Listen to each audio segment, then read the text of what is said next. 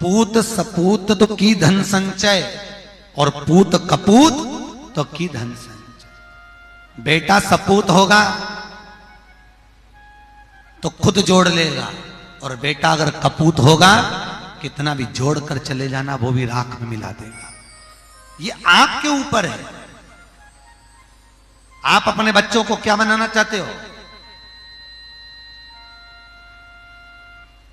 आप सबको मालूम होगा पहले सर्कस में शेर आता था। अरे बोलो सही है कि गलत है? आता था कि नहीं आता था? आजकल आता है क्या? नहीं। क्यों? गवर्नमेंट ने, वन विभाग वालों ने कहा जितने भी सर्कस में शेर हैं इन शेर को छुड़ाओ और जंगल में छुड़वाओ। सारे शेरों को, जितने भी सर्कस में थे उन सारे शेरों को जंगल में छुड़वा दिया। और वन विभाग वालों ने उनका सर्च किया तो मालूम पड़ा जिस शेर को सर्कस में छुड़वाकर वन में भेजा था उसको 2 कुत्तों ने मारकर खा लिया। किसको? अरे बोलो जम के। शेर को। जो शेर जंगल में रहता था, सारे जीवों का शिकार करता था, उस शेर का शिकार 2 कुत्तों ने कर लिया। क्यों?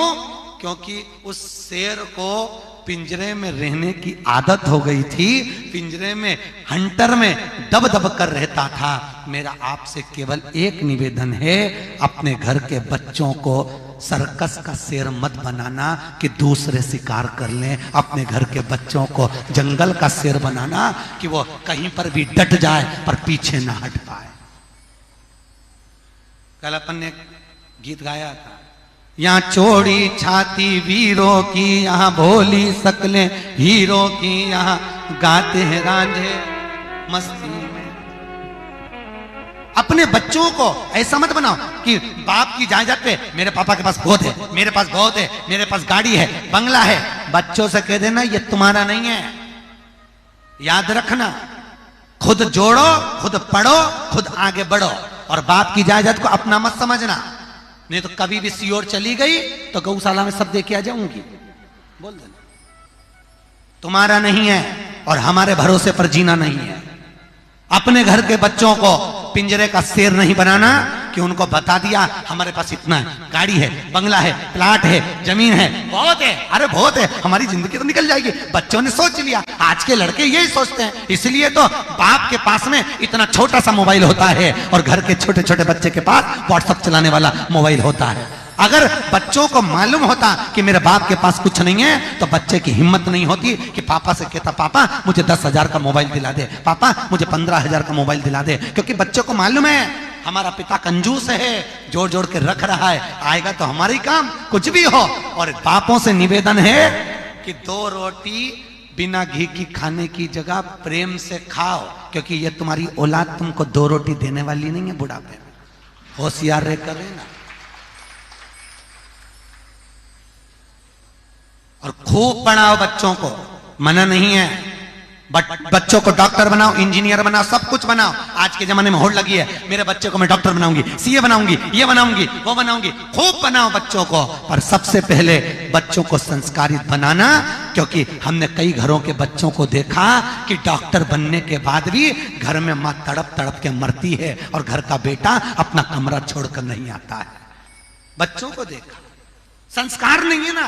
डॉक्टर तो बनाया, इंजीनियर तो बनाया, तुमने बच्चों को सीए तो बनाया, सब कुछ बनाया, और एक होड़ मेरा बच्चा पढ़ जाए, लिख जाए। और बच्चा फिर तो वो सुरेंद्र शर्मा क्या गलत किया? वो कभी सुरेंद्र शर्मा राजस्थान का, हरियाणा का, उसका इंटरव्यू लिया गया तो उससे पूछा तुम्हारे बच्चे कितने हैं? तो कहले 1 लड़का। क्या पढ़ा? तो कि एक बार 11वीं क्लास में 98% लेकर आया। फिर सुरेंद्र शर्मा बोले मैंने जूता उठा के धो दिया। अरे तो 98% लाया तो जूता क्यों मारा? तो क्या 98 क्यों लाया? अगली बार मेरा बच्चा 12th में 55% लाया, मैंने पूरे मोहल्ले में मिठाई बंटवाई। वो पूछा क्यों? कहने लगे मेरा बेटा अगर 98% लाता रहता, खूब आगे बढ़ता रहता, तो एक दिन मुझे छोड़कर मुंबई या पूना या बेंगलोर सर्विस करने भाग जाता। औलाद मैंने अपने लिए पैदा करी कि दूसरे के लिए पैदा करी? अब 55% लाता रहेगा तो मेरा घर छोड़कर कहीं नहीं जाएगा। तो सेवा तो मेरे, औलाद तो मैंने अपने लिए पैदा करी कि दूसरे के लिए पैदा करी? होड़ लगाकर मेरा बच्चा खूब पढ़े, आगे बढ़े, बढ़ाओ, खूब बढ़ाओ, खूब बढ़ाओ, पर उसके साथ में बच्चों को संस्कारित बनाओ। पढ़ाने के साथ में संस्कार होना जरूर।